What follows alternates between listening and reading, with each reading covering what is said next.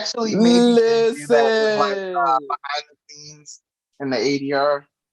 Oh my God. I'm gonna tell you right now, because you know they was doing that shit. You know they were saying some nasty shit in 80 when they were doing the ADR recording. You know they were. They were having fun with this. They most certainly were. They were having fun with that.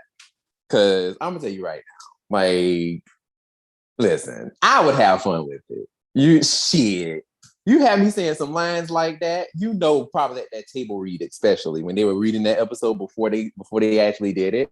Oh, child, you know. And it was shaped like a penis too. It really was, though. It was a thick ass. First of all, that was a cucumber. That was not a pickle. That was a cucumber. And secondly, like, that thing was kind of thick. It looked like a old nice thick dong. And I'm like, yeah, y'all did this on purpose. Y'all nasty. Y'all nasty back there. And apparently, like, I think the writers did do it on purpose, because on Twitter, they had tweeted it the date of when Dino Fury was released. They tweeted it. And all the writers, I think it was like Becca included, like Becca, Arendelle, all of them was like making jokes about it on Twitter. I'm like, oh yeah, y'all did that on purpose. Y'all was like, we gonna try to squeeze in some adult humor in here. Mm-hmm. You know what? We can appreciate that. Absolutely. You see us, we're on the same page. We're on the same page because all of us laughed at it. So it wasn't too crude. No. We all laughed. So I'm like, hell yeah. I love that kind of humor. Yeah. That is funny. That is funny to me. But it just wouldn't stop though. It just kept going. I was like, oh no. Okay. Like, I think at one point, I'm not gonna lie, at one point I was like, hey, this is getting a little too much now, because they were just really emphasizing it. And I'm like, if you're horny, just say that. Okay. Especially with Ali at the end. He's like, can we please stop talking about pickles? I'm just like, oh, getting turned on, are we? Right? I was thinking the same thing. I'm like, if you're just horny, just say so. Like, if you want horny, just say that. Like, I'm here for it. Shit, you want to give Amelia your pickle? I know. Okay, wait, save this for the show. Hello, and welcome to another episode of Tribune on the Grid, where we talk about all things Power Rangers and pickles, including the actors that play them. My name is Brandon. My name is Lena. And my name is Will. And today we will be talking about episode 3 of Power Rangers Dino Fury Season 2, Missing Pieces. And excuse me, they should be calling it Missing Pickles. Just saying. Pickles are a huge, important piece of this episode. You know, Slither really likes those pickles. Yes, he does. I mean, you know what? I mean, we know Slither's type. Sometimes we need to clean them pipes, you know? So. Hey, okay. And you know? Slither understands. What? Yes. Mm-hmm. Yes, a good old pipe cleaner, and Slither understands that. He gets it, because Slither is like, that's my type. You know what I'm saying? Like, he likes big, juicy pickles. You know, yeah, so big and juicy. So, you know, hey, we know what Slither likes. It's got a good hose, you know. Okay. Hose everything right down. Listen, we know what he likes, honey. We know what he likes. We sure. And we're also going to be talking about Dawn Brothers episode 2. But before we get started, right, I just want to remind everybody that we are also on Apple Podcasts, Google Podcasts, SoundCloud, YouTube, and any place where you can listen to podcasts. So please, I know y'all been out here telling everybody. I know, because we've seen it, right? We've seen the numbers go up, you know what I'm saying? We've seen the interactions go up. So trust and believe. Like, I know y'all are out here doing the Lord's work, but keep doing it, because you're doing great. Thank you. You're doing wonderful. You're doing great. And we appreciate it. So just keep doing what you're doing. Keep telling everybody, keep sharing, keep reposting. We appreciate it so much. You have no idea, right? So once again, we are everywhere. Where podcasts are available, we are there. Okay, on with the show. So today we will be reviewing Missing Pieces, episode 3, right? So the premise of this episode, Solon's system gets an update. Javi, Izzy, and the Rangers spot a sports beef, but not before Ocolo tries to nab it first. And how is Ocolo doing this? We will get right into it when we go over the episode. But before we do that, I just want to ask the crew here, what do y'all think about this episode? Like, overall thoughts. Like, what was it giving, right? I definitely enjoyed it. I had a good time. This made me not the biggest Ion fan because he was being a jerk. Oh yeah. For sure. I mean, he was definitely a dick in this episode. Are we surprised? I mean, a little bit, yes. I'm actually surprised. I was actually kind of surprised that he was as much of a dick as he was for so long. Really? Especially for the fact that he's known her for longer. You know, it's like, how are you willing to like mistrust her that fast? Even Zato wasn't even that hard on her. And the way I was expecting like maybe like an Ollie to be acting the way that Ion was. Maybe Ollie, but not you know Ion. what? You know what I feel like though, even with Ion, like even though he knows Solon for longer, I don't feel like he worked closely with her as Zato might have.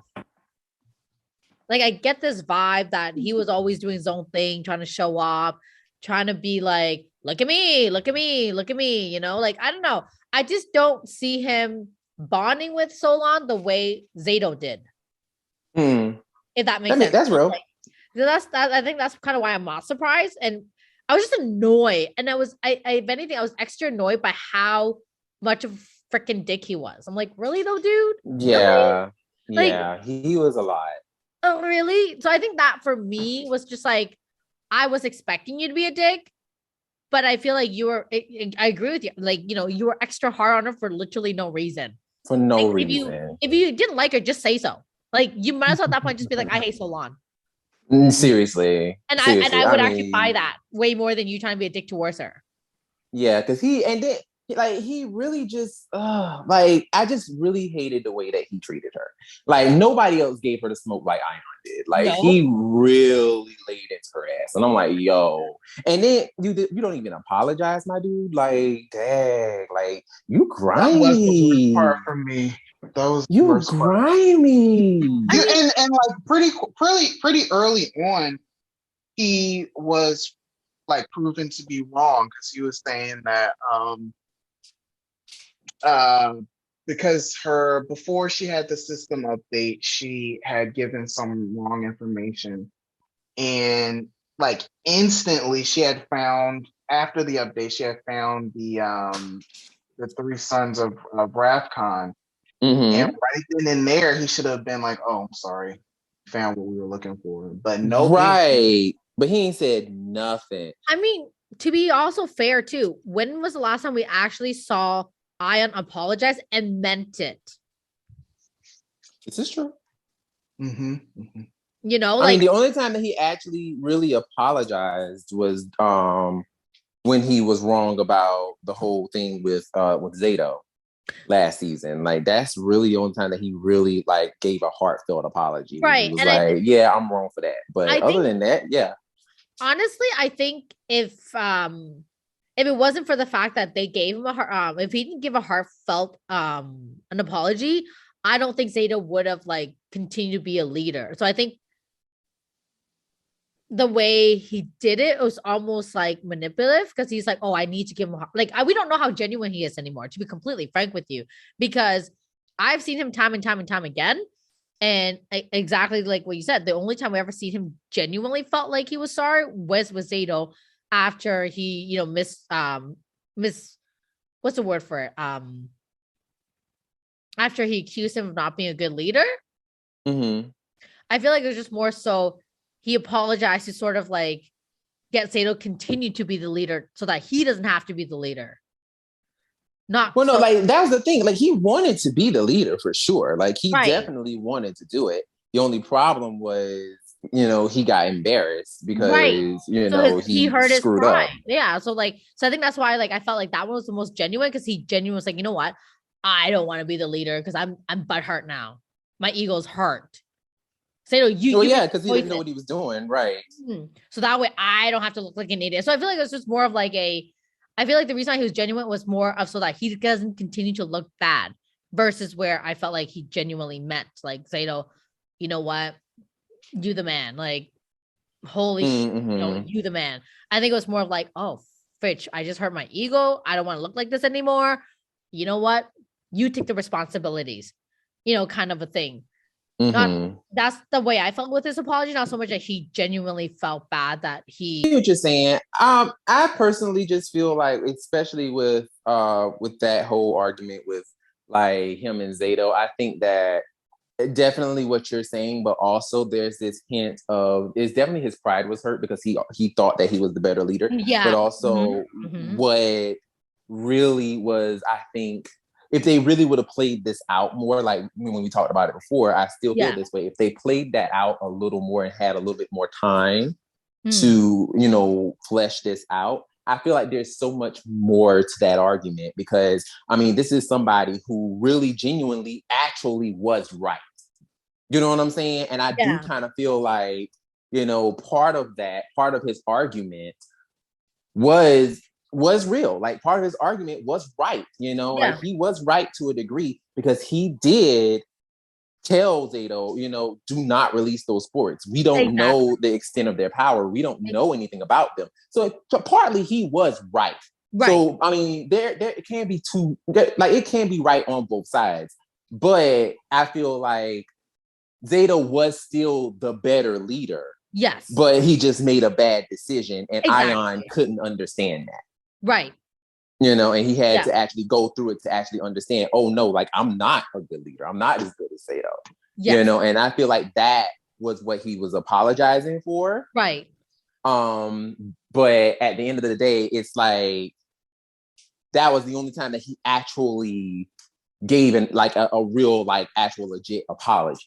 You know Yeah. what I'm saying? Like Yeah. it Yeah. wasn't a situation of like any other time, it was just kind of like, I just learned my lesson, but I'm not apologizing Did for it. I he just learned my really lesson. though? Like, did he really learn his lesson? Because I feel like it was more of like, God damn it, I effed up again. Let me just casually apologize. Well, I'm sorry. Like, it's not really like, I mean, of course. Like, I mean, you that's know? just Ion's nature in general. But I do think that he actually, when he's being all like jovial and like being jokey and stuff, I just think I do think that is kind of like a front, so that Right. he can like it's not so much that he's not apologizing. He's just like putting up a front as kind of like kind of like one of those self-defense mechanisms kind of a thing. Right. I feel like that's kind of what he does in a sense. It's kind of like it's still he's still apologizing, but he's not giving you the I'm sorry. It's more, like, he's still trying to be, funny on top Yeah. of it, but Yeah. he's still being genuine.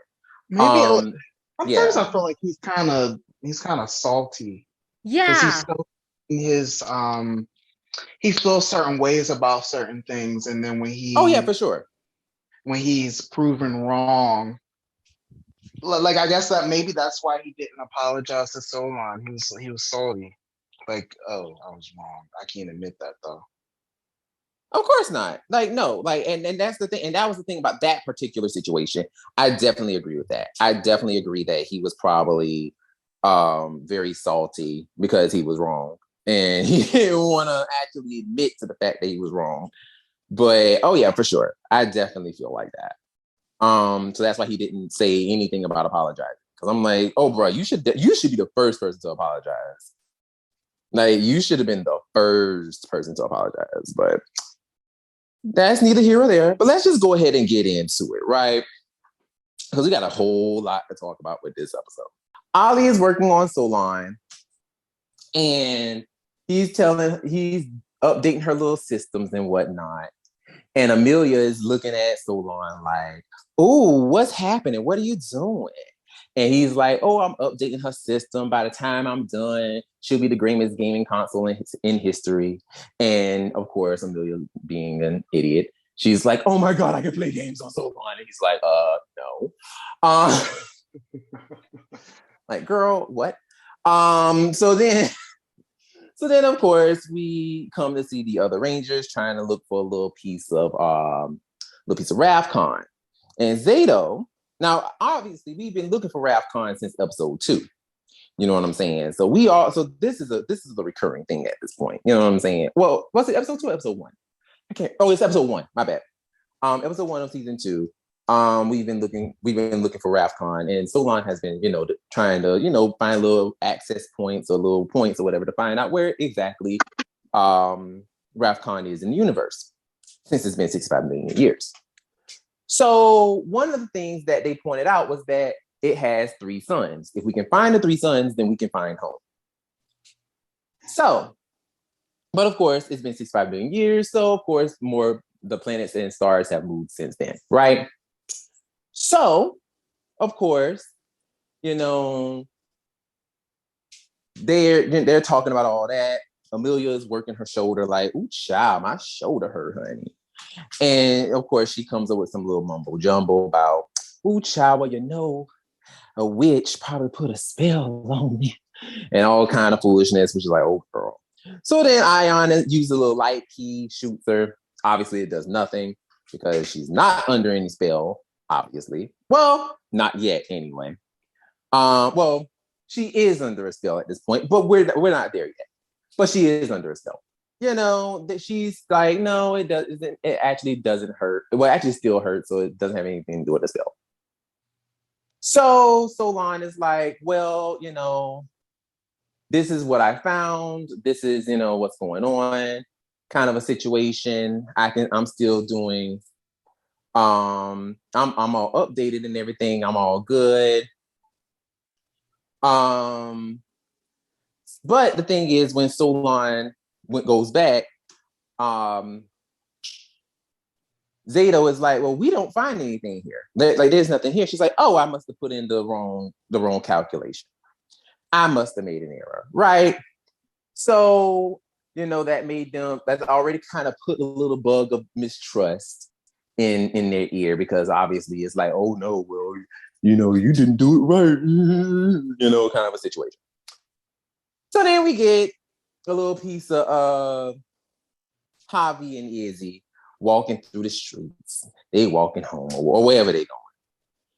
Solon call them and tell them like, "Hey girl, hey, just to let you know, there's a little piece of Sporix near you. So go ahead and pick that up while you're going. Go ahead and pick that up." They're like, "All right, we got you." Child, they go run over there. They see Akalo. He go and he snatch it on her. And they just sitting there staring like, I'm like, "So y'all ain't gonna do nothing? Y'all just gonna stand there and watch the Sporix just pick up the other little Sporix? Y'all just gonna just stand there? Oh, okay. All right, whatever." So finally they call attention and it's like, "Hey, what are you doing over there?" And he's like, and of course they do the whole little link to morphing grid and go and they start fighting, child. Now Akalo is whooping their asses with all his eyes, giving us a little piece of eye guy from season 1. So he punched the shit out of poor little Javi and had him flying. Yeah. I was like, well, damn. Yeah. But because I'm like, damn, he ain't had to punch that boy that hard. But anywho, so Akalo is giving Green and Black the smoke. The other Rangers, speaking of smoke, he goes ahead and they do this little piece of flare move and basically blinds poor little Akalo. But he got eyes in the back of his head. And child, Izzy tried to hit him from the back and missed, because obviously he has eyes everywhere. The Rangers come and join. Akalo gives them the smoke too, whoops all their asses. And then here comes the genius material. Slither decides, you know what? I'm going to use this little toy tire wheel that I found in the attic in the beginning of the episode. He found something that looks like a little toy steering wheel that apparently has the magical abilities of making people forget. So he decides that he wanted to put a spell on the Rangers again. And then he basically is just like, so I am going to tell all the Rangers that you saw a nice, juicy, thick pickle and instead of a sports. And yeah, that's what it's going to be. So, of course, the Rangers tell Solon, like, obviously, that's not it. That's not what we saw. We didn't see a sports, we saw a juicy pickle. And okay, so they're back at the command center. Solon is like, well, what kind of pickle? And they're explaining it. First of all, the way they are explaining this pickle sounds like gays at brunch on a Sunday afternoon. Like, they are talking about this pickle like they are talking about the meat they saw on Grindr. Like, I mean, it is like they are so descriptive. I mean, you know what? I can understand. Some of us cannot visually see what this pickle looks like. But I mean, y'all ain't got to do all that. I mean, Izzy was hyped about that shit. She was like, it's like one of those big juicy ones that you get from the diner. I'm like, oh my God. She ain't wrong. And you got freaking Ion was like, but either way, it was big and it was green and juicy. And I'm like, oh my God. I mean, y'all are wilding. I mean, you know what? You already know, they just wanted the D. That they could just said that. Okay. They could have just said that. They could have said, you know what? It's been a while. Girl, and I'm gonna tell you right now, when Zato does the little part where he makes Solon sees what he sees, and Shao, I'm gonna tell you right now, I know they were having fun with this scene because when the Black Ranger goes, now that's big. I'm like, oh my God, it can't be this. Stop playing in my face. I was like, this is what porn should look like. Okay. And the way that pickle was just that, first of all, that was a cucumber. You can't tell me that ain't no cucumber. And then you got the way it was just laying there all floppy and just thick. I'm like, oh my God, like y'all picked, what kind of pickle y'all found? Because this don't make no sense. Too, the way they picked up and held it in their hand. And how the Gold Ranger held it. Like, he held it like, ooh. Like, he had fun holding that thing too. I'm like, oh my God, stop this. Clearly. Stop it right now. He had practice. Okay. And what gets me is when Javi is like, now that's big. And Izzy is like, and juicy. I'm like, oh my God, stop this. Y'all are wilding. I hope somehow the unedited tracks are leaked. That'd be hilarious. You know what? Because Izzy and Javi had those lines together. Awkward. Oh my God. Listen, they both might like juicy pickles. I mean, like I said, sounds like an orgy to me. Okay, like they both might like it. Hey, listen. I mean, well, Izzy not so much. I was just gonna say, I mean, like, unless she's getting ideas for a strap-on. Oh. Good point. Just saying. I'm just saying. Unless she's getting ideas for a strap-on, I mean, hey, listen. Fern might be the top in this situation. Who knows? Yeah. Mm-hmm. One right now. Man, this episode is gonna make it sound so horny. It's ridiculous. Listen, I have no problem with that. People who listening to it, y'all gonna laugh. Y'all gonna laugh regardless. It's fine. But I mean, look at us. Last week we were talking about peaches. This week we're talking about pickles. Okay. Clearly, clearly, this has become a what is it called? Like a OnlyFans, except we're not on OnlyFans situation. Listen, ASMR, sex talk OnlyFans, right? Kind of a situation. Exactly, nice and juicy, so firm, nice and juicy, and thick, and green. I mean, they might as well replace the word green with something else. But hey, I mean, okay, black. Yeah. Oh, child. Oh my God. Somebody said. You know, it would have been funny if they're like, once you go green, you can't go. Okay. Oh, child. Would have just pissed myself laughing at that point if someone actually said that. Oh my gosh. I hope someone said that. Once you go green, you won't go back. Mm-hmm. I love it. You know? I love it. Oh. But of course, back at the base, Solon is at her little piece of computer, right? And child, you know, she's like, these memories don't sound quite right. And she's still a little, you know, not a little untrusting of these memories. Because she's like, something don't sound right. Now, if I know that there's a sports out there, and I'm sending y'all out there, and all y'all seeing is pickles, something wrong. Something wrong with this picture. Well, but she's clearly saying there's way too many dicks out there.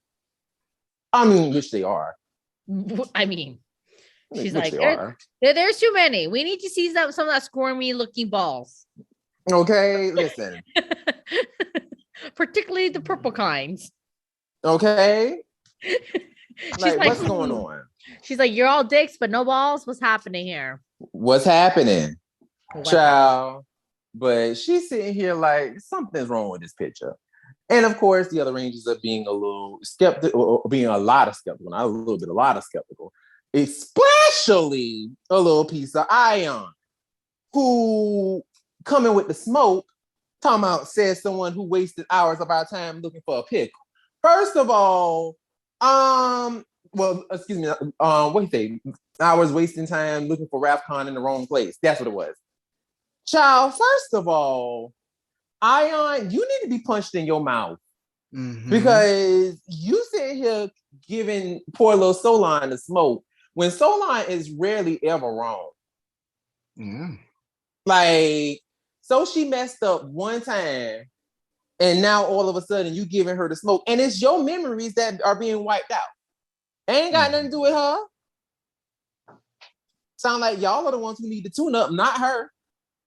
But quiet as it's kept, you know, she's like, listen, right?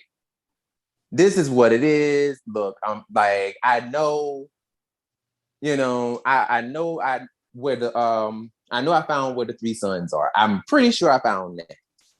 Zato is like, look, I don't know about this memory loss thing, but I'm gonna go out and I'm gonna see if Rafcon is over here. You guys go ahead and investigate all of these little sports sites, right?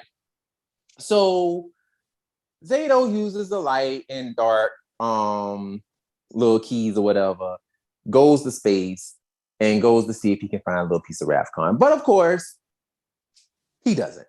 But he does find something very, very familiar. Back at the base, of course, you get Amelia trying to still figure out what's wrong with her shoulder. And we get a little piece of Buzz Blast, Jane and Jay Borg little scene, which honestly, it wasn't laugh out loud funny, but it was cute. It was kind of charming. I wasn't annoyed by it. I actually did laugh out loud. Right. Like there were some parts that were kind of funny. Because I'm not gonna lie to you, the way that Jane kept looking like she was having orgasms at some point, I thought it was funny. She did. Like some of her facial expressions looked like she was having the best orgasm of her life until it started. And like it was just so funny to me, especially when J Boy was jumping on her back. I'm like, oh my God. And you can tell obviously she was in pain, but it was just funny. I was like, oh my God. Like it was kind of cute. It was kind of charming.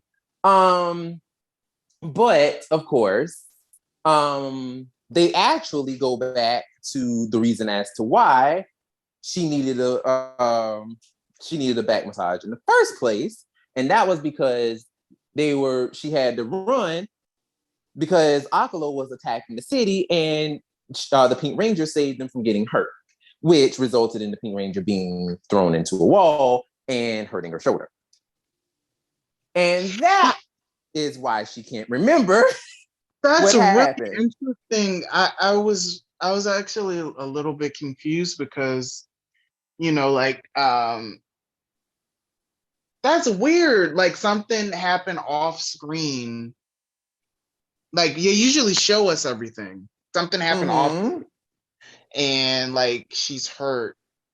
And then like because I'm so used to them showing things, I thought that there was an error in the writing, but then I got that like we just didn't see it yet. No, that was different. That was very smart writing on the writing team's part. That was something that the first time I watched the episode, the very first time when I binged all 11, well, all 12, excuse me. Or is it 11? I think it's 11 or 12. Well, whatever. When I binged all the episodes, that was something that I missed when I first watched it. Because I was like, wait a minute, I'm slightly confused by this. I was like you. And then I went back and watched it. And I was like, oh, this was actually smart. Because the whole time I'm sitting here thinking that this hadn't happened yet, that they've never met Akalo. And they already have. They already met Akalo a long time ago, but Slider kept using that stupid little tire wheel thing to erase their memories. So that's why she doesn't have any recollection of what happened, because Slider erased their memories. So I'm like, oh, that's actually smart writing. I like that. I like that a lot, actually. I really like how they did that, because you don't realize I like, this is the first time in a long time that we got an episode like this where things have already happened in the background and we had no idea. Right. And I love that. I hate before how they would kind of tell you what happened and you already kind of knew. And, and again, I get that as a kids TV show, but we weren't dumb as kids. We're not, and those kids are not dumb today. And They are going to be dumb if you're going to treat them that way, right? So it's just, it was fantastic. I like how they're like, no, this has been happening from the jump. Exactly. From the jump. That makes me wonder how many pickles had they actually seen? Because it seems like it's been going on for a while. Listen, knowing them, they were probably getting their lives with all them pickles. And we know what I don't get though, is that I wonder if that's okay. This in regards to Solon's updates, right? I wonder at what point during one of those attacks did they decide that'd be a great idea to update Solon? Do they update her? Obviously, it must have been due to the fact that they're like, why are you giving us, these false reports, blah, blah, blah, right? Et cetera, et cetera. So do you think at one point during one of their, hypnosis or whatever, they're like, go back to base and get Solon updated. So because she has a problem. So that way it delays her process in finding out who they really are or what really happened. Well, the thing is, Solon had already been talking. They were always talking about like updating Solon anyway. They just did it in this episode, which I thought actually was kind of genius in a way. Because it was like, this is the perfect way to kind of make Solon, it kind of seemed like it was a faulty thing with Solon. Right. But so I did kind of like that. But it makes me wonder though, like in a sense that how would they remember to update Solon if they were like, well, no, they can remember everything that is going on outside of the actual battles with the sports. They just can't remember what happened with the battle with the sports. Yeah, but they can remember everything else. Yeah, Oculus made sure to just change what happens like in that moment, but anything that happened before or after that, they can, he has no control over. Right. Interesting. I mean, it is genius though. It is quite genius of them to do it during this particular episode.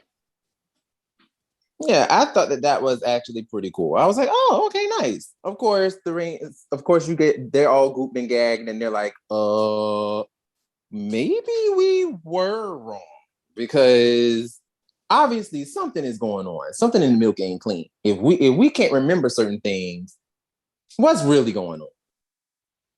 So then, of course, you got Zato. He's out in space, and he's like, wait a minute now. It's not here, but I know that sound. What's going on? And he's still investigating the whole little situation, right?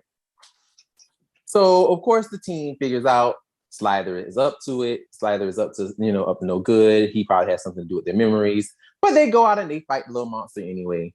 And they try to, defeat Akalo. But Akalo gives them the smoke and shoots a whole bunch of eye bombs at them and knocks their asses down. So then, of course, Slider comes back with his little toy steering wheel again. And he's like, this time, no more pickles. He's like, I'm going to make you think they were teddy bears. And I'm like, now, Slider. First, you talking about you like pickles. Now you talking about you like bears. Now, I know like exactly what Slider's type is. Okay. I'm like, oh, I know your type. Mm-hmm. I was thinking of furries.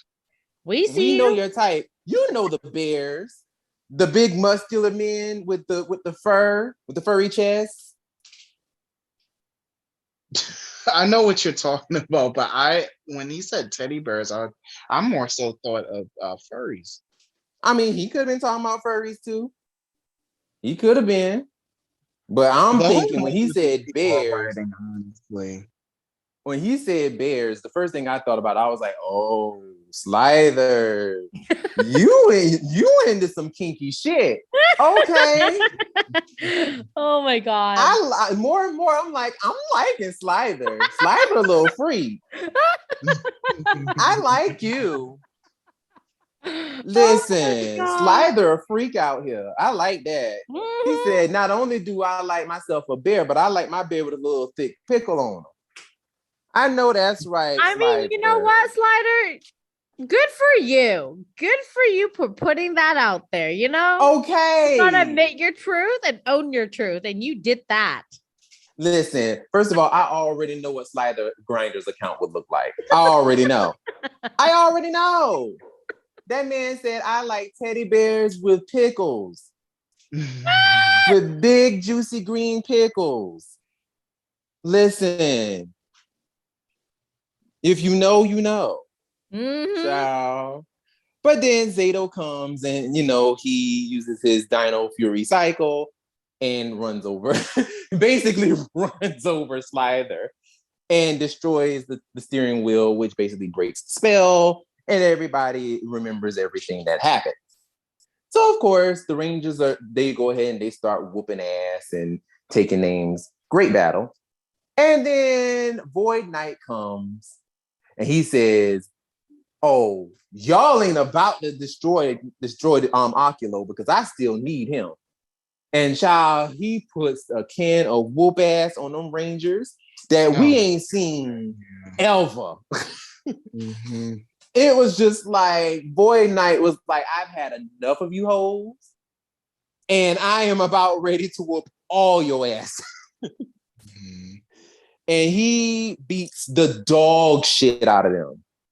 So listen, like he beats the dog shit out of them Rangers. I was like, dang, okay, like you mad? So basically, they run off with the other Sporix. The Rangers are sitting there looking all butt hurt and confused. So basically, he's like, he gets all the Sporix and still realizes it's not enough. And of course he's acting up, and of course being typical boy night. So the Rangers, so Solon is like, well, I'm glad, everybody's okay, it's all good, and all that shit. And then Zato explains what he saw and what he heard. Amelia is like, wait a minute. And he plays a little recording. Amelia's like, wait a minute. That's the same sound that we listened to in episode 3. Mm-hmm. And child, they put 2 and 2 together and realized it's a message. Mm-hmm. And child, now it's becoming the mysteries of Ravcon. Where is Ravcon now? And now they got to figure out what actually happened to Ravcon after 65 million years. Mm-hmm. The end. What do you guys think? Like, how would y'all rate this episode? What is y'all opinions? Talk to me. What's going on? Definitely a 4.5 because of all the pickle jokes and the furries. I mean, you know what? So you're saying that the sexual innuendos made the episode? Absolutely. I mean, come on. Here's a grown ass watching Power Rangers, okay? Come on. Give us a laugh, okay? We're like in our 30s now. We're watching Power Rangers. Like, come on. Thank you for that. And it was, you know what? This, like, I know we have all kind of said this, but like season 2 is really giving me the whole little mixture of little tablet of, like little Marvel, little like DC-ish, so it's more mature in its own right. And I like it. Okay. I like it. I like, aside from the fact that it is sexual jokes is great because these are things that we normally would have gotten before and it was fine. And obviously we didn't realize until we're much older, we watching those shows. And that's exactly what was missing this whole time. Like that little bit of like, oh, this is what we were watching as kids. Like that moment, that realization. Mm-hmm. Love that. Those kids need. Oh yeah. Oh so, yeah. 4, was it 4.5? I said 4.5 out of 5. Mm-hmm. Will, what's it giving? I give it a 3. I thought it was a decent episode. Something that I thought almost instantly when they revealed the memory wheel or whatever the hell that was. Where the hell has this been the entire season? Why didn't they use that sooner? Well, he just found it in this episode. Yeah, he just found it apparently while he was in the basement. Okay. That was was definitely a plot device for this episode. It was a very formative weapon. Like it that was a good weapon. Trying to think what else. I like that we're, building towards the big story, which is, well, one of the big stories, which is where's Rafcon? So we have to like further build towards that. That's something that I was begging for in season 1. Like just about every episode, I kept asking like, where is this going? So it's nice that they continue with that. And this episode made me really not like Ion because he was so mean to Solon, and it was just uncalled for. Listen, and that is one of my, if I could, make this episode any lower, because I'm gonna give it a 4. Because honestly, the episode itself to me was actually a great episode. Like, I actually enjoyed it a lot. You know, I actually loved this episode a lot. This is probably one of my favorite episodes, especially for obviously the sexual jokes. You know, that's just something that just made the episode so much fun to me. One of the things that definitely knocked it down for me was definitely the Ion stuff. Like the Ion being such an ass, just it was too much. It was too much. Like, I'm just like, dude, like, you dead ass? Like, why are you acting like that? You know what I'm saying? Like, Solon has rarely ever been wrong. Like I said before, like, she's rarely ever been wrong. She's always pretty much, like, she's extremely dependable. Like, she's always building, she's working overtime to build weapons that you've broken, you destroyed. She went out of her way and built stuff, and here you are just all of a sudden just like talking cash money shit to her. Like, I don't like that. Like, I genuinely don't like that. And the fact that he didn't apologize just makes me just like kind of like hardcore side-eye that ass. Like, bruh, for real? Like, you dead ass? So that's the only thing for me that hurt the episode, was just like how Ion was acting towards Solon. I did not appreciate that at all. Enjoyed the episode for sure. It's just that, like I said, it was just more so the Ion stuff that probably knocked it down for me. Avatar Sentai Don Brothers, episode 2, Small Peach, Big Peach. That is a very interesting name. I mean, you know, telling you, these episodes be horny for us. Listen, I am living for the sexual innuendos. Like, I love all that. Anybody that knows me know I love sexual innuendos. So, I mean, that's just, it is what it is, right? But basically, this episode is kind of like the episode that lets you know a little bit more about Pink, about Kiji brother. He is definitely more so of the focus, even though you still get more focus on Yellow, on Oni sister. Kiji is definitely getting a lot more focus on this episode as well. And we also get some focus on Inu brother as well, Black.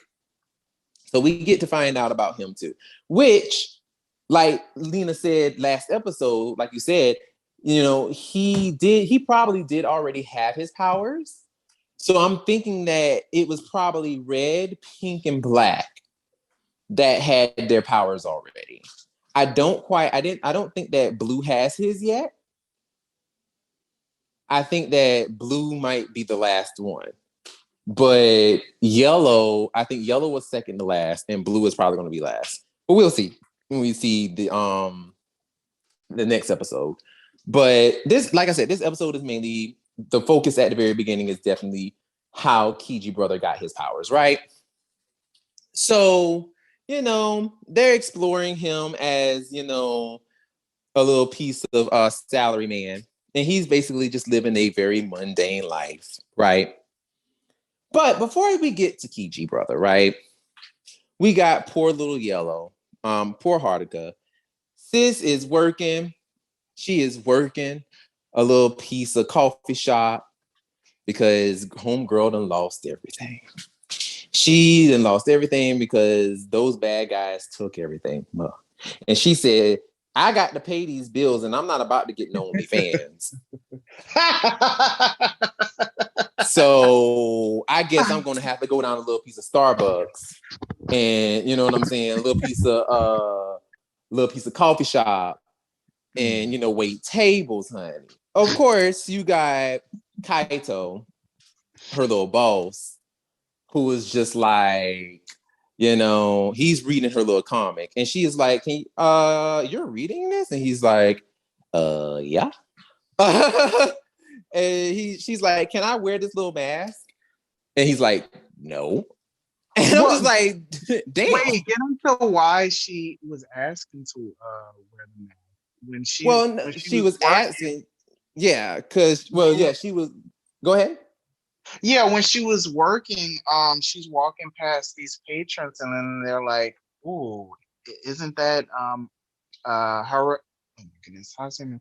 Haruka the plagiarist?" And then she's like super embarrassed, obviously. And the disguise that she asked to put on is like one of those. Oh my god! Like everybody had to have seen this, like the Mr. Potato Head glasses with the nose and the mustache. And she's actually Yes. going to ask him, "Can I wear this like while I'm working?" Like what? Like, girl, no. Like, it would have been actually kind of funny if he did say yes and people still figured out that it was her. I thought that would have been hilarious. But like, I mean, that does actually happen. But still, I think that would have probably been a much better joke if she just kept wearing them. People were still like, "Why are you wearing that? We know who you are." It's just like, oh. And she just continues to keep wearing them. And people are still telling her, like, "Girl, take them days off. We know who you are." I just think that's funny. So regardless, she's thinking about, the man behind the jail cell telling her, if you find Momo Taro, then he'll fix everything. And she's like, well, I got to find this motherfucker. Cue the whole theme song. I love that theme song. Oh, that theme song is everything. It's everything. So, of course, this is where we basically get Kiji Brother's story. So Kiji Brother is a little piece of, salary man, and he met Taro by Taro delivering him a package. And basically he's like, "Oh, we have a bond now, so I'm gonna fix your shoulder." And basically snaps it back in place. And he's like, "Oh, that guy is kind of cool. Oh wow." First of all, there's just something so genuine about this guy. I really like him as a character. Just as a person, I really like him. Because he's so ordinary, but he's still sweet. Like, he's not like ordinary as in like he's not really a bad person, but he's not ordinary as in he's like just kind of like whatever. But he has like a sweet kind of like personality, and you can kind of understand why he's married to the woman that he's with. Because like you can tell like somebody would really fall in love with a man like him. Because he's just inherently just such a nice person. Mm-hmm. Like, he's just so nice. And it's so cute to look at. And the way his bosses obviously was taking advantage of him, making him feel bad because he was just so ordinary and he didn't have any like outstanding out of the box ideas. Like, he was just thinking, normal. And they're like, well, that's really bland. That's really ordinary, and making him feel bad. And then he showed how he got his glasses. Now, how he got his glasses is very similar to Haruka. But instead, his shades knocked his glasses off. Mm-hmm. I'm like, damn, you broke his glasses. So now he has this huge ass like crack in his glasses. And I'm hoping, I hope them glasses wasn't expensive. Because I've been mad as shit. You broke my damn glasses and I paid all this money for these glasses. You gonna be paying me back, dude in the jail cell. You gonna be paying me. But anyway, so he basically went ahead. He got his little glasses. He found his way into the other game world and all this stuff. And child, he transformed. Basically, almost the same way as Haruka. He transforms and turns into a giant. And he's like, what the fuck? So after that, of course, and they also show how he injured his shoulder in the first place. Because he was carrying way too many books that probably didn't belong to him anyway. But they probably just piled onto him and he ended up hurting himself. Which I'm like, workers' comp. Japan, what the fuck? I know somebody had to pay for that, and he didn't have to pay for that. Because if he had to pay out his own pocket because they injured him, Oh no. The way I'd have been like, oh, y'all owe me. Workers' comp, pay me. But anywho, so he goes ahead and he's like, well, he goes and meets his wife. Homegirl, she's getting off work. He goes to go meet her. It was so sweet. She's so happy to see him. He's so happy to see her. I can't believe they were only married for like 3 months. Yes. Like, so they're still in the honeymoon phase. Yeah, they're definitely in the honeymoon phase. I'm like, okay, cute. Okay, this is definitely the time of the marriage where It's they're doing a whole lot of humping. Huh? It's so K-drama. I'm like, oh, this is the scene of K-drama. Like, I'm here for it. Okay. You already know they are doing a whole bunch of humping. Because this is the earliest part of our marriage too. We ain't got no problems. Oh yeah. Like they're happy. They're very happy. So they about to walk into the street and their marriage is about to end very fast. Because they about to get ran over. Okay, first of all, they stopped. Okay, that was so dumb. You're crossing and you see a whole ass vehicle coming your way. Why would you go, oh my God, the vehicle's coming my way? Instead of going, let me move the fuck out of the way. Okay, y'all could have just literally just stepped back, literally. Right? So if y'all died, like that was your fault. That was not the trucker's fault. And my thing is, why sis had to just be like, and just stop literally in the middle of the street and close her eyes. Right. When all you had to do is just step back. That's what I'm thinking. Like, why the heck did you stop and act so dramatic? Like, I understand that's what you do in K-pop, but like, hello, you're on the wrong show. Like, what is happening? No slow-mo.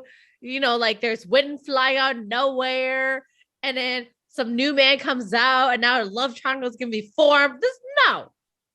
Get the fuck off the street. Like, don't cover your eyes.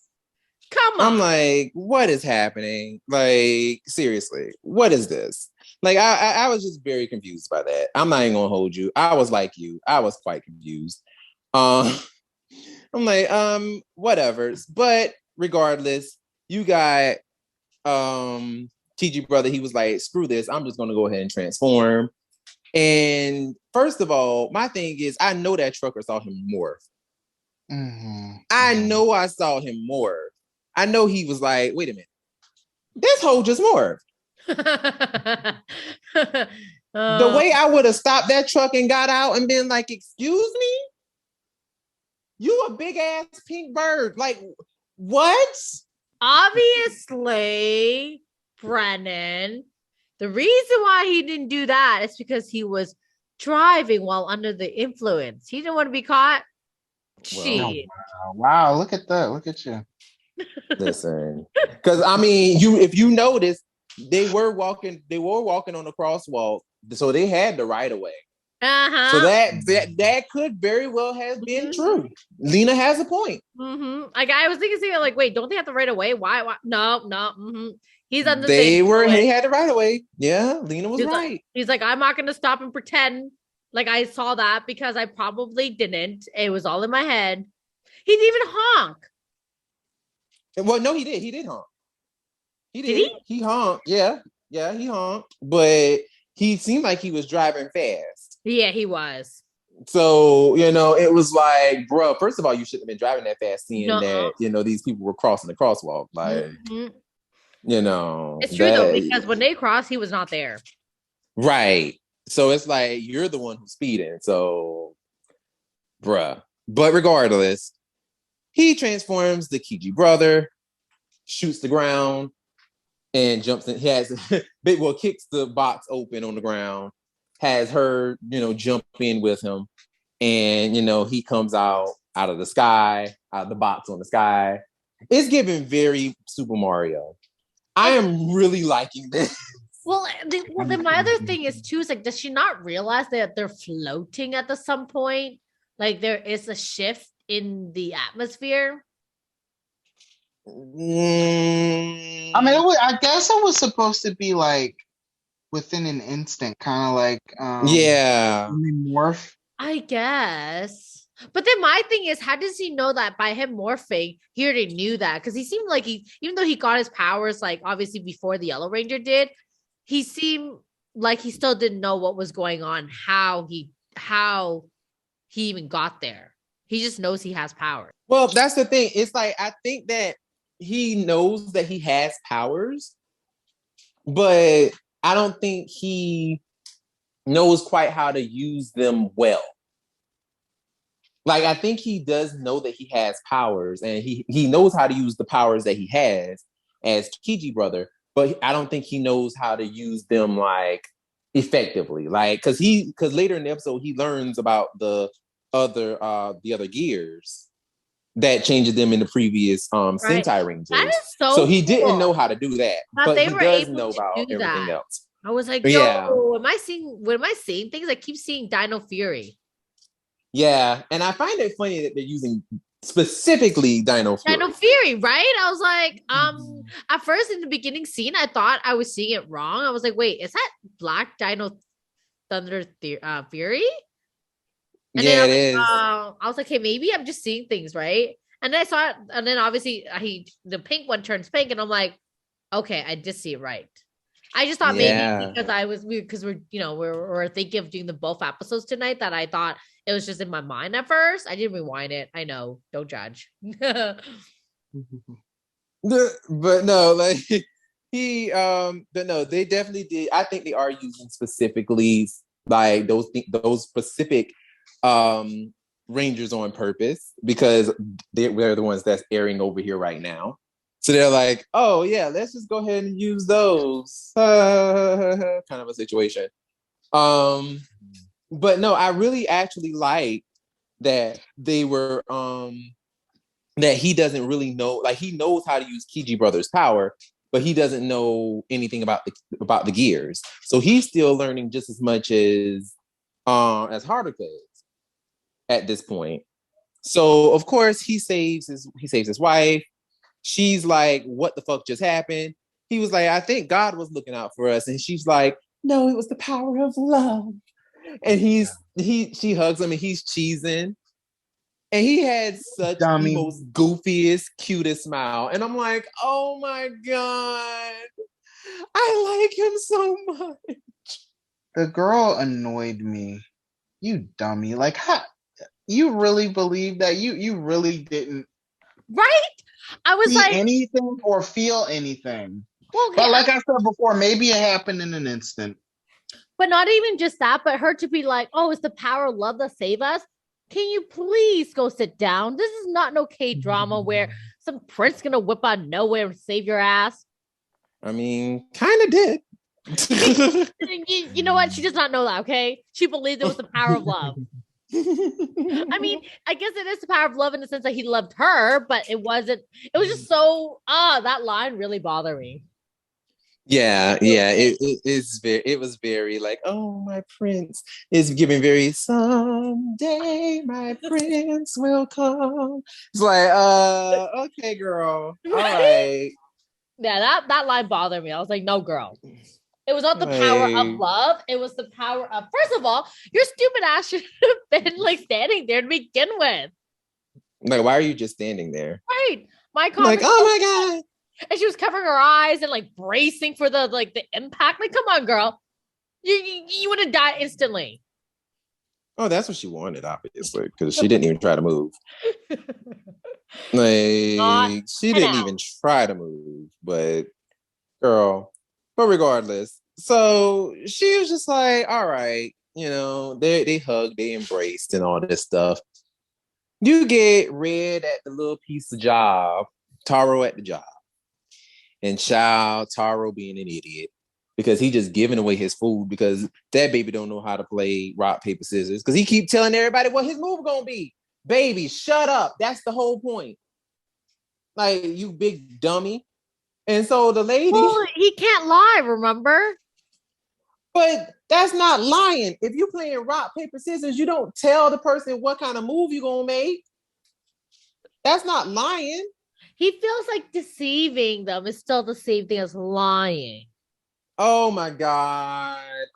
Tomato. That is not lying.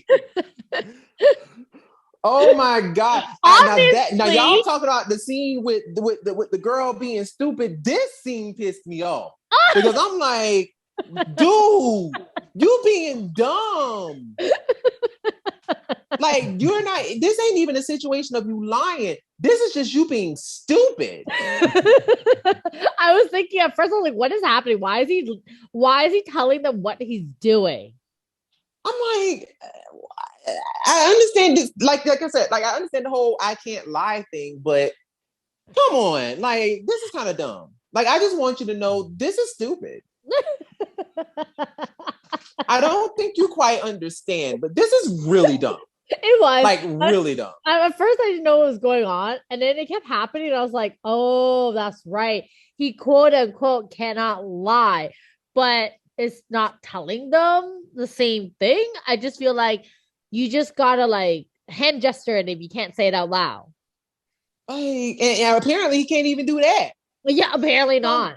I'm not gonna lie. His character is starting to piss me off too, especially with the lady. Now that I thought was kind of funny, but it ran out after a while for me. Like at first it was funny, but then it started to get on my nerves because I was like, "Come on, dude! Like, just tell the lady. Like, I know you don't want to lie to her because like you can't lie, but also, damn, like he like there was the way he said it at first because I think of how he said it at first. Like how he said it at the end of the episode, if he would have said that at first, I think it would have went over a lot easier instead of how he said it. Because how he said that shit the first time, that shit was fucked. Because he was just like, everybody was like, "Oh, you looking real young today, girl. You look good. You look thicker than a Snicker. Ooh." And she was like, "Ooh, thank y'all. So how young do I look? 68, bitch." And he was on the money. Okay, and he was right. And it's like, now that's just rude. I'm like, I would have slapped him dead in his jaw for that. He asked because she knew he couldn't lie. So she was asking for it, okay? Well, I don't think she knows that he can't lie. I don't really think that they know that. She could no, but she could sense that for some level that he obviously is not lying. Like, with the whole like naming out the goddamn like scissors, paper, whatever, right? Like, right. Maybe she just thinks he's real stupid and don't know how to play the game. I really don't think so because she genuinely turned to him and was like, "Now tell me, Taro," because I know, basically insinuating that she knows he's not going to lie to her. And she's like, she made a comment at one point where she's like, "Everyone tells me I look young, but you tell me, how old do I look?" Yeah, and he told her 68. Right. So she was asking for it. Like, how's that his fault? Listen, that's not his fault. It really wasn't. It wasn't his fault. But at the same time, like she definitely was. She was asking for it. Like she was asking, but she was asking for him to be nice to her, but lie in a nice way. That's what she was really asking for. She wasn't asking for him to be like, "Yeah, you still look old though, but you look old, but you look old in a nice way, but you still look old." But honestly, like, I don't know. Like, she was definitely asking for it. And whether or not she wanted it to be in the nicer way, I just feel like she obviously cares for these guys and she works with them, right? And right, of course. And obviously, at the end of the day, she knows this guy well enough to know that he will always be honest with her. So for sure. She makes food for them. She obviously is close to them. So then, like, that tells me that she knew what she was doing when she asked him. Oh yeah, for sure. Like, I'm definitely not denying that. For sure. And knows the fact that whatever he's gonna say is not gonna sound the way she genuinely wants it. She'll have to interpret it. I can't say that word. Interpret. You were right. Okay, to the way that she meant it to be heard. Right. Like what she really wanted to hear was like, what she really actually wanted to hear was like, "Oh, I want you to tell me, ooh, I look really young." you know, or whatever. Like, how old? Because she was asking, like, how old do you think I look? You know, and she was asking in a way of like, you know, how do you think I look? You think I look like, because when she was asking that, a lot of, when people normally ask that, they normally mean like, tell me I look, you know, like I'm 20. Or, you know, kind of like what the other guys were doing. It was like, oh, you look like you're 30 years old. You like you 40. Oh, girl, you look like you short a couple of days short of 25. You know what I'm saying? Like, that's what she wanted to hear. But obviously, since he can't lie, you know, he hit her with the girl, you look your age, you look 68. You know what I'm saying? And I mean, she doesn't look that bad for a 68-year-old, but like, still, it was like, you look old. And that was like the ouch. Like, goddamn, dude. Like, you ain't had to say that. Like, damn, like, are you stupid? Like that. So, of course, that made her feel bad. So all that was waiting for was a little demon on the side being like, hey girl, hey, I'm waiting for you. And he go ahead and he jumps in her body and, you know, possesses her. And now she's slowly turning younger and younger and younger. Now, but what's funny is like, as she's getting younger and younger, she keeps looking for Taro's approval. Yeah, because Taro is the only one that keeps calling her 68. Well, because he sees the real her, and the real her is 68. Okay. He's like, girl, listen, you always gonna be 68 in my eyes. No, I don't care how in my eyes. Like, in my eyes. What? That was crazy. Like he would not. He would not tell what she wanted to hear. Tell the truth. Yeah. He was like, no, I'm telling you. How much? No matter how much she looked younger, he just would not lie. Because he knows, like, in his eyes, he genuinely sees her for who she really is. And at one point, I love how he's like, you should probably get going. It's getting really cold out here. Okay. I was like, are you not going to, like, give her a ride? Like, come on, my guy. Like, that was rude. Dude was like, girl, I see all through that Maybelline. And sis, no. Girl, no. Girl, you look old. It is what it is. You look old. And it's okay. It is perfectly fine. Girl, I know you look old. You know you look old. It's fine. Girl, and that lady was distraught. She was like, oh. But girl, before we even get there, I just want y'all to know there's a specific thing about this episode that is actually very interesting. Well, a specific thing about this monster. So this monster is based off of ToQger, the train Sentai that has the ugly ass suits. Right. The motif about ToQger is these are a bunch of kids who transform into adults. So it's doing the opposite to her. It's making her de-age while it made them age. Because for them to become ToQgers, they were adults. Like they were adults when they became ToQgers. But for her, because she's a monster, it was making her de-age. So it's making her get younger instead of get older like the ToQgers. So I found that to be very interesting. I was like, nice play there. Nice play there. I like that. Good job. So yeah. Just thought I'd let y'all know that little tidbit of information. But then we go ahead and I said, ooh. Thank you. I didn't know that. Yeah. Yeah, so apparently these monsters from that they're using from the that are actual like monsters from previous Super Sentai seasons, and each of these monsters are apparently going to have characteristics from those Sentai.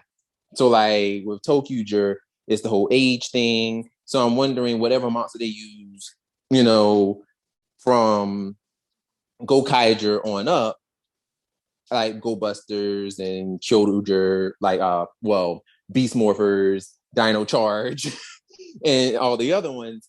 After that, I'm wondering what those monsters are going to be like in terms of like what their power is going to be, like what their thing is going to be when it comes to like seducing the civilian to become those monsters. looking out for that. I'm like, this is going to be pretty interesting. But regardless, so we get to Cafe Don Buddha. And the Blue Ranger, the future Blue Ranger anyway, Sardu brother, is sitting there. And he spots old girl from a mile away. He's like, girl, I know it's you. And she's like, wait, how did you figure out it was me? And he was like, because the message on your hand.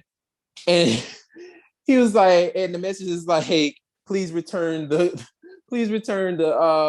key to whatever that place is. And she's like, oh, well, please return the pass to, what is it, John something. And it was like, oh yeah. And he was like, I put two and two together, and that's how I figured out it was you. Well, I put that you're wearing the disguise and that message on your hand. That's how I figured out it was you. And she's like, oh yeah. And he's like, she's like, well, you have to pay for that. This is going to be whatever. And he's like, I don't carry money because money is the how you say it? He was like, money is the root of all evil or some shit. Like, money causes problems and all this shit. I'm like, oh my God, just say you broke. I love how the owner is like, I don't give a fuck. Just whatever. Right. He's like silent. I don't care. He's like, I don't have any money. And he was like, but I can recite a haiku. And he's like, and she's like, is that okay? And he's like, I don't care. Go ahead, I don't care. He's like, don't bother with this shit, okay? I'm trying to read this book here. Okay. And then the haiku wasn't even all that great. I'm like, the fuck is this? At all. The way I would have been like, you need to pay. That shit was terrible. But regardless. Honestly, it was so bad, he probably just didn't want him to say something else. He's like, you know what? No. Just shut up. Like, just take your free ass tea and get the fuck out of here. And get out. Like, that would be me. I'd be like, I'm over this. Bye. I was like, oh no, it can't be this. That was terrible. But Haruka goes to sit down, and she's like, she takes a little 15 because she was working a long day, honey. She takes a little 15-minute break, child. And child, she opens her phone, and obviously it's a little message saying, whatever happened to plagiarist Haruka? And child, that shit, she's just sitting here like, damn, they still writing about it. Goddamn. And then jail dude jumps out of phone. And he's like, girl, I'm just telling you right now, little piece of Taru is gonna be in downtown at 3:00. So you better go get to him. And she's like, okay. So sis goes ahead and she's out, right? And of course her boss is sitting there looking at her like a creep or whatever, like, where's she going? So obviously, they get back to work, with Taru. And child, this young lady come in here talking about I bought y'all food. And everybody's like, wait a minute, are you boss's younger sister? And she's like, no, it's me. It's me, honey. Hi, how are you? And they're sitting there looking like, the fuck? Daughter. Okay. They're sitting there looking like, something's not right. What's going on? And they're sitting there like, is this her daughter? And she's like, no, daughter.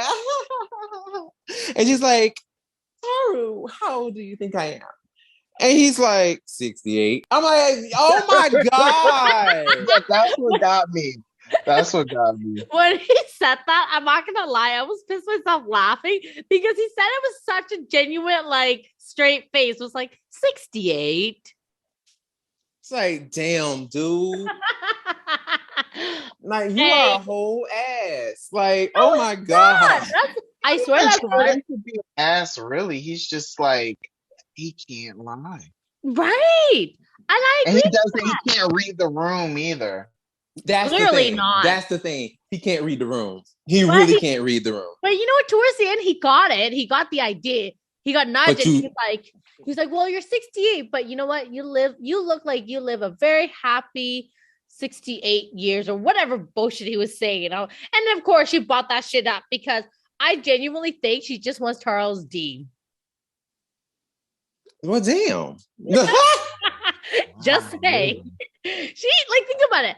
Everyone else is like, oh, you look fantastic. She does not care. She just really cared about Charles' opinion. And even during the battle scene when she was a monster, she just kept chasing after Charles, being like, how old do I look now? How old do I look now? How, like, girl. I took that completely differently. I took it as, you know, the fact that he keeps saying that she looks that age. No. And she wants to convince him that she wants him to say that, you know, that she's younger than, because that's ultimately what it's all about. She just wants to be younger. And the fact that he keeps giving her the real answer, she wants him to, I guess, convince him that, like, look, I look young. I know I look young. Tell me that I look young. I mean, that's terrible that she needs that. That is really what it is. I'm sure, that's exactly what it is about. But for me, I'm just like, yo, honestly, you're trying way too hard to convince this guy that you are young. And the thing is, why does it matter? You're 68, you're 68. Own up to it. Just own up to it. Why do you need his approval? I mean, she only wanted it because it was like, you know, she really only wanted the opinion because it was like he was the one who told her that, you know, she didn't look that way. You know what I'm saying? Like, that's really what it was. Like, she only wanted it because he kept telling her that, you know, she was old looking. He was like, girl, you 68. It is what it is. And so she ran around the corner, and of course her little demon, you know, is coming out like, ooh, yes, honey, get mad about it, girl, get mad. So he's out on a little job, whatever, and he runs into Inu Brothers. Inu Brother is out here minding his business, about to accept a little piece of package, and child, the police comes around the corner, and they like, I heard you was looking for me, bitch. Here I go. And child, they go running. And they go running out. First of all, the way he grabbed that package and threw it at that man, I was like, damn, that's fucked up. I hope whatever in that package wasn't breakable. But anyway, child, he ran. First of all, I don't know how many floors up they were, but that was a high-ass jump. Mm-hmm. And dude landed it and hauled ass. I'm like, oh, you got some strong ass legs, my dude. So dude running, hopping over fences and shit like he on cops. Child, they running after him, can't keep up. Dude is like, look, y'all ain't catching me. It's just not gonna happen. He puts on his shades and goes inside the little virtual game world dimension. And the police is like, where did he go? It's like, oh, we don't know. Oh well. So Haruka is outside at the corner, waiting on Taru to come by. And obviously he drives by in a white truck, but she don't see him. But instead she sees Left Eye from the Creep video come walking across the street. Because this baby is also wearing Left Eye's outfit, which is a more bronze onesie. And he is also carrying a big ass staff. So she's like, "Ooh, that must be Taru." Yeah. Child, she goes stalking him, trying to figure out if it's him or not.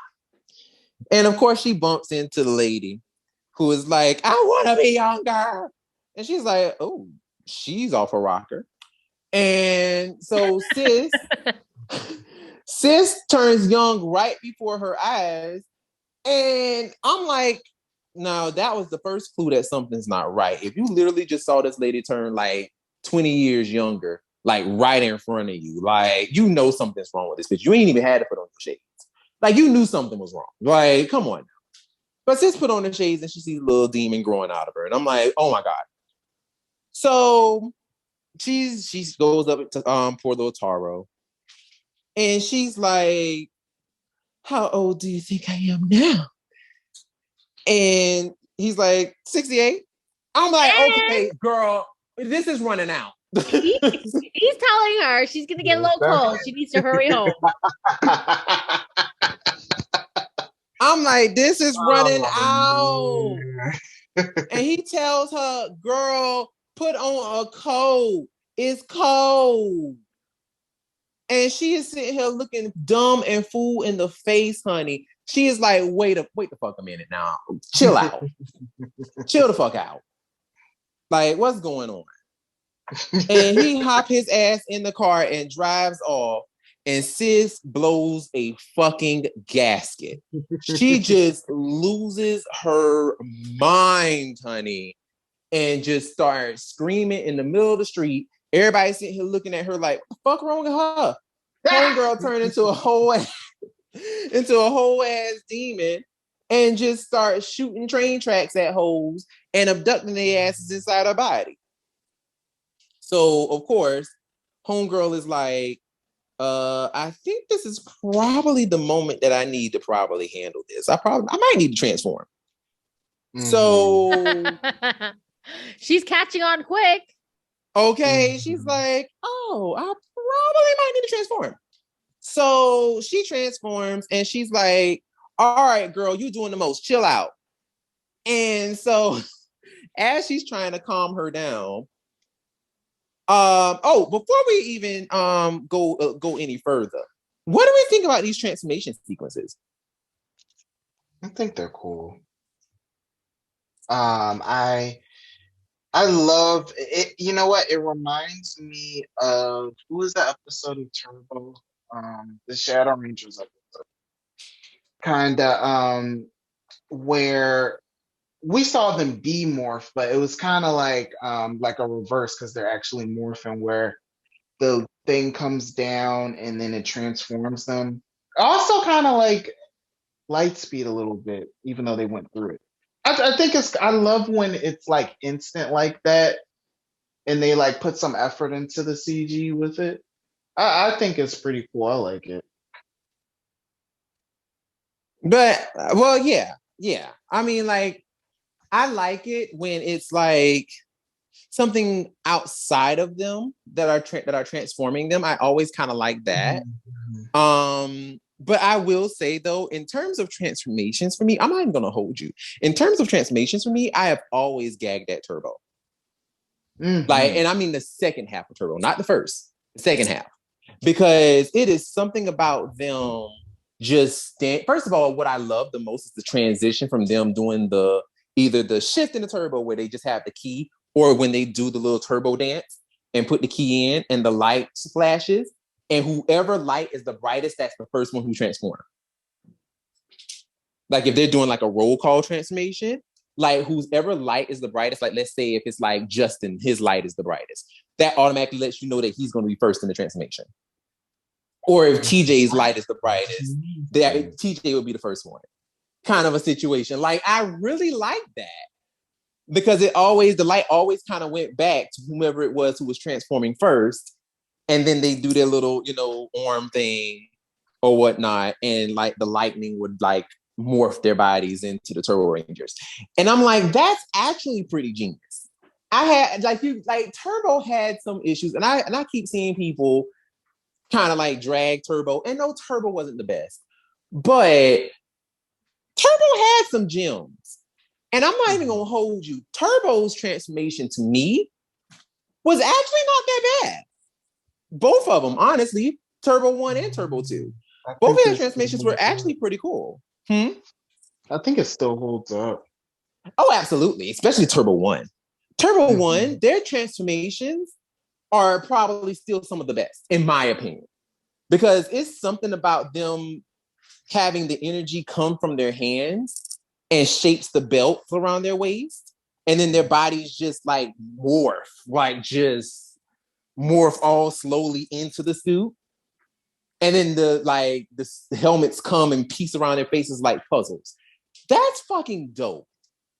Like, and I'm not even gonna hold you. That CG, looks better than what we got right now. Mm-hmm. I'm just saying, it looks better than what we got. It looks better than Dino Fury. It looks better than anything Disney did with their little CG. Like, it looks better. Point blank, period. Like, it looks better. And this is what, 97? Mm-hmm. You know what I'm saying? So how CG from 97 look better than CG in 2000? Like, come on now. Also, it was for the movie, so they put a little extra money into it, I would assume.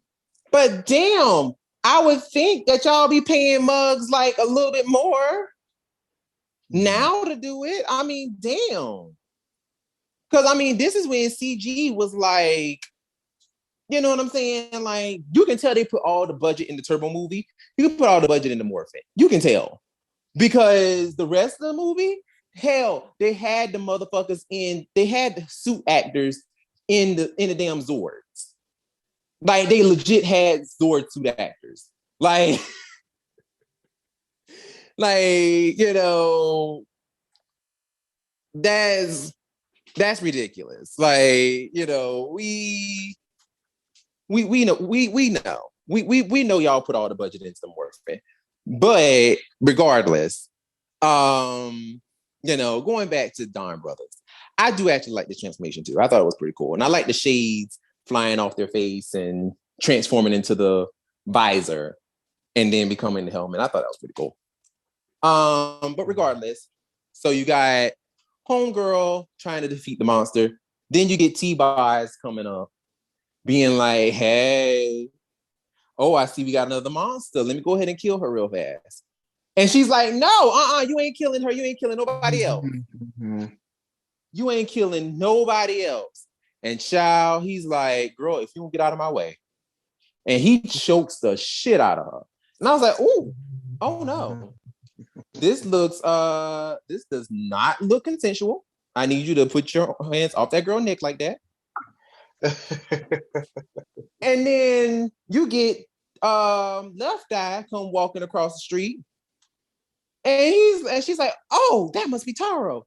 So then she comes sliding over to him, like, hey, Taro, please stop him from doing this. And he's like, so T-Boz. I was ready for him to kick her too. I was like, oh no, here comes the kick. Okay. Child, she is like, what is going on? So he's like, hey, yo, T-Boz, like, so what's good? Like, you need me to handle her? He's like, go ahead. Child, he transforms, picks her up with his bow staff and kicks her so hard, she flies back 50 feet while screaming, he is not Taro. So Homegirl got kicked pretty hard. I'm like, damn, he ain't had to kick her that hard. So now it's her basically trying to fight off him, and Homegirl, the lady, trying to stop T-Boz from killing her. Child, now you got Kiji brother, he come flying in and he joined the fight to help. And then all of a sudden you hear some dog howl. And he's like, y'all, you are not putting me on any chains and you're not putting me in any fences. And child, all of a sudden you hear, Inu brother! And you see this little short Sonic little motherfucker come flying in between this girl's legs, clips a little foot soldier and starts jumping on his back. I'm like, excuse me? This, as bad as this looks comical. Mm-hmm. Like, it actually looks funny, but it still looks bad. And I'm like, I can't believe I'm actually accepting this. Because it looks terrible. Like, it looks terrible. But I'm also like, I'm accepting this, though. I'm actually going to accept this. Like, what did you guys think about this scene? I like the fight scene in and of itself. It definitely, I still have issues with the CG for green, or excuse me, for black and pink, but Like it was fun. Like this whole thing is just super wacky anyway. So it just added to that. But I enjoyed it. It was still fun. Yeah. I mean, it was pretty interesting. I will say that. It is pretty interesting. It was pretty interesting to me. And real quick, Hmm? obviously the most interesting thing about this was, and we spoke about it earlier, was the Black Ranger, I guess. He transformed into uh what was Rio Soldier Black? And Mm-hmm. He was so then black. yeah, and then Pink realized that they could do it too, or tried because they didn't know that they could do it, and then successfully changed into Pink Rio Soldier, Then and realized had a that Pink Rear skirt. Soldier is a skirt. Hmm. He's like, this is a girl's outfit. And it's like, oh. And then he's just like, well, fuck it. I'm just gonna just use this, and because it has a certain charm to it. And I'm like, absolutely. He's like, look, I know this is a girl's uniform, but who gives a shit? Like, I don't care. Like, let me just go ahead and fight. Which I thought was actually, first of all, very smart on his part, but also what I'm loving with these avatar changes is that the avatar changes, they are literally using the old suit actors. So everybody who was actually the old suit actor of that previous Ranger is now back to play that role. That's cool. Because that suit actor who was apparently that suit actor who was being the Kiji brother, the pink one, that was actually one of the Ryuso pink suit actors. So I was like, that's pretty interesting. That's kind of cool. I like that. So that was a female in the suit. So I was like, that's pretty dope. Awesome. So they basically put on the persona of that, of that Ranger. So it's not like they're, change, like they're just becoming the person in like, but they still have their own bodies, kind of a situation, but they actually become the previous warrior. They're not just wearing the suit. So I'm like, oh, that's kind of cool. I like that. So yeah. But of course, Black is like Pink is like flailing his sword all over the place and gets blown back by an explosion. And Black is like, if you don't get off me, move out my way. And he's like, oh, I'm sorry. And Yellow is so confused. Like, child, what is going on? Then obviously you get Red come in with his little fancy ass, his little fancy ass intro. Which, first of all, I'm sorry, that shit is funny. He comes in and you see the people first. I'm sorry, I just keep laughing at the girls. The girls look so funny to me. Like, I love their expressions while they're coming in.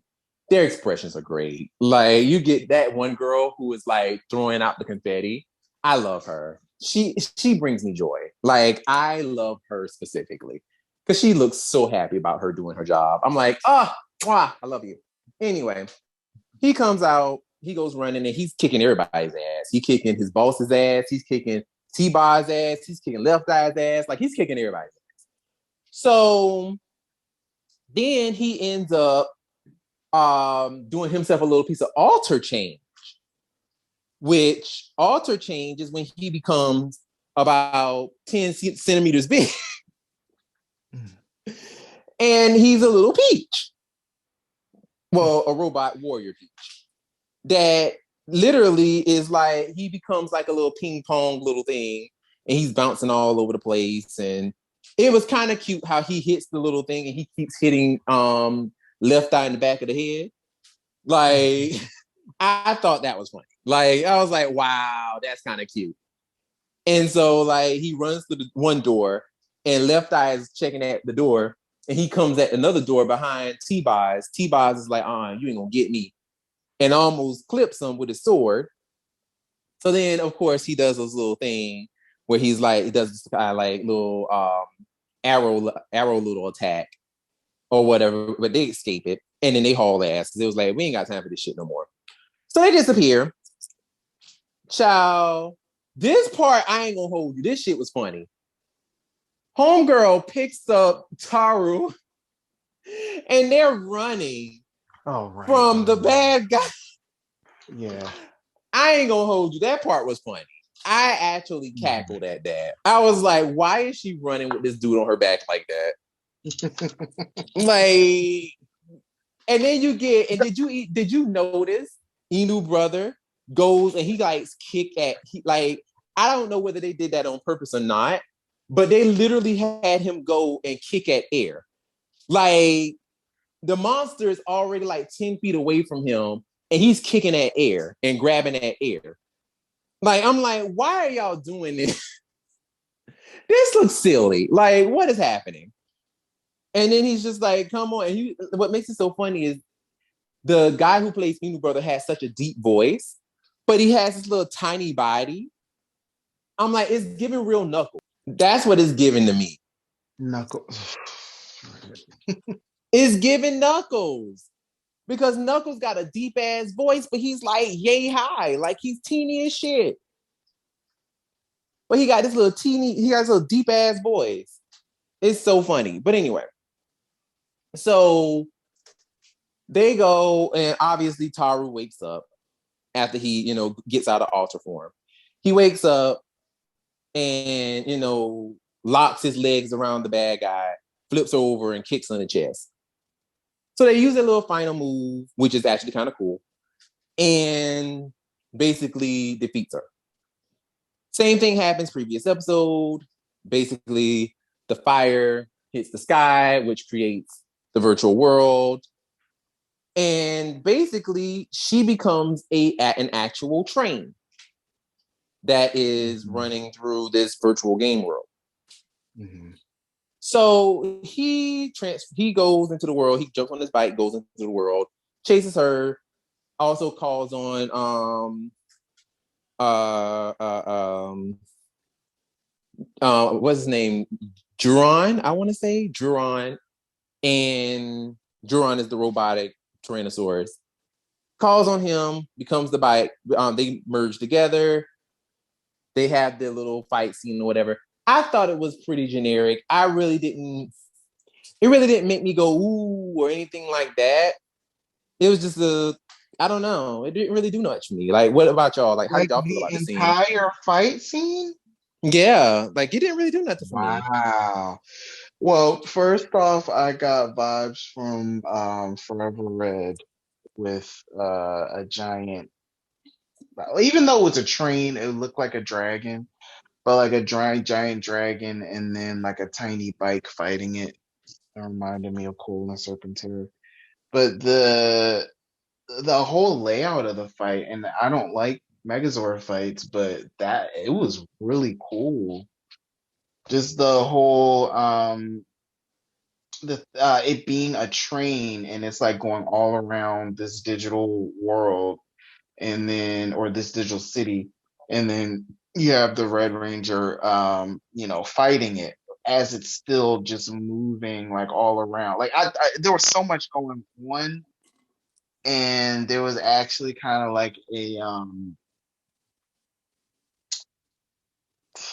like it seemed like a real planned out fight compared to some of just the random boring ones we get. Like I had a lot of fun with it, honestly. I don't know. I didn't really care for it, to be honest with you. I wasn't really attracted to it like that. I was like, oh, okay, I guess. And I was like, oh, okay. I mean, it wasn't a bad fight. I'm not gonna say it was bad, but I'm also not gonna be like, oh, this really like excited me, kind of a situation. Because it didn't really do nothing for me. I was like, oh okay. I was just like, oh, okay. I guess it did. I guess it did what it was gonna do. Lena, did you have any thoughts about it? No, I think you guys pretty much covered it all. Mhm. Yeah, I was just like, oh, okay. But regardless, so at the end of the fight, she comes back too, or everybody come back too, and she's all like laying out. But she realizes her coat is on top of her. So Taro basically was like, girl, I ain't taking you home, but I'll give you a coat. I'm like, you rude. You could have took that lady home. But anywho. So she woke up and then she back at work and she's like, okay, how old do you think I look? And he's like, 68, but a vibrant 68. So you don't look just old, but you look old in a good way. That's all you had to say the first time, damn it. Right. But you know what, though? In all fairness, they probably didn't give him a chance to say it. No, he just said 68, period. Well, you know what? He ain't wrong. And you are 68, period. You can't change your age, okay? But still, damn, like he still could have been like, you know what? He said still it could have with been a nice about it. smiley face. It wasn't like he was cringy about it or like rude about it. He was just like, 68. Yeah, girl, 68. I see you. Girl, he was still an ass. He could have said all the stuff that he just said this time around. He could have said the first time. It was like, you could have said this the first time, right? Instead of just being like 68. Obviously, if he said it the first time, we wouldn't have this whole ass episode, Exactly. So whose fault really is it that she turned evil? You know what? Do not blame it on the man who's honest. Okay, that's not his fault. It is his fault. It is her fault for wanting that need to be approved by him. It is her fault. No, it's her fault for seeking attention. I'm sorry. It's his fault. It's his fault because it's her fault. His fault. It is her fault for seeking attention. Okay. No, it is his fault because he could have said that junk a little bit nicer. First of all, than just being like, 68. Everyone was telling her she looked fantastic, but she wanted his approval. Okay, that is her fault. He could have been like, girl, no, you is a reasonably 68. You know what? You're 68. Period. Okay. he could have let her down nicer than that, but no, he was just like 68. Like, you ain't had to do that lady like that. So yeah, I can see her getting a little upset with you. No, I can see it. No. I get it. We're gonna have to agree to disagree to this. Oh my god. So by the end of it all, what does it give for you guys? I mean, personally, I ain't gonna even hold you. I enjoyed this episode just as much as I enjoyed episode 1. Yeah. Because it was a lot of fun. It was a lot of fun. So I would probably give it, honestly, I would give it a 4.5. Yeah, I can see that. I would give it a 4.5. What about you guys? That's good. It'd be a 4 for me. Okay. Will? I give it a 3.5. Like, I had fun for sure, but I'm sure the fact that I'm having so much fun with it, I have a feeling that we'll get better episodes. So I don't want to go too high just yet. Okay, fair. That's fair. Look at Will. Will's like, but see, Will is being a Taro right now. Right. He's like, I don't know, like, I'm holding out. So, I mean, it could be cute. It could be cute. We'll see what it's given. I agree. We shall see. I'm not gonna lie. I actually really do kind of like this season a little bit more than I liked Go Buster, because it's a bit more fun. I think that's why I like it, and the storyline is different. At least for me, it's different from what I'm used to seeing. Okay. I mean, for me, Go Busters will always be like my go-to when it comes to Sentai. Like, I don't know. For me, Go Busters just it really screams 80s, 90s Sentai for me, which is like my favorite era. So for me, like I have such a close tie to that era. So it's like I just really like 90s era Sentai. That 80s, 90s era Sentai where everything was just so stoic and just so like, you know, oh, we're so tough. And, you know, like I just really like that. And Go Busters had that energy. So I don't know, like I really like Go Busters a lot. But I will agree. I do think that this is definitely giving Go Busters a run for its money because for me, I'm really enjoying this cast. Like a lot. I'm enjoying this cast a lot. Did we talk about the rumor that is coming out? Well, that came out because the actors were asked in several interviews. I know Red was asked in the interview, and now Pink was asked in the interview about what the producers told them. And basically, someone who is translating it, this guy who speaks both, you know, French, Japanese, and he speaks another language. It's French, Japanese, and English, I believe. But his French is strongest because he's French. And basically, he translated the article, and basically it was something of the sort of like, oh, you know, we have to do it like it's the last season. So that basically got into people's heads that Dawn Brothers is going to be the last season of Sentai. Which I don't think that is necessarily true. I think what the interpretation was, we have to do it like it could be our last. So they're asking us basically to act our asses off. You know what I'm saying? Like give the best performances that we can. You know, and to act as if this is going to be the last season. You know, and honestly, it does show in their performance because, you know, they are really killing it. Like their characters are so much fun.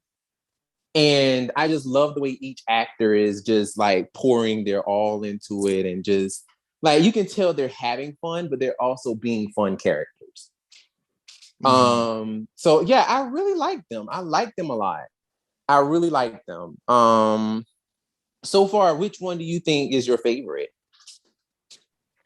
In terms of I really like Pink. Yeah. Pink is my favorite too so far. He's so Pink is my favorite too. I love it. I like Yellow. She's probably because she's been focused on so much. Yeah.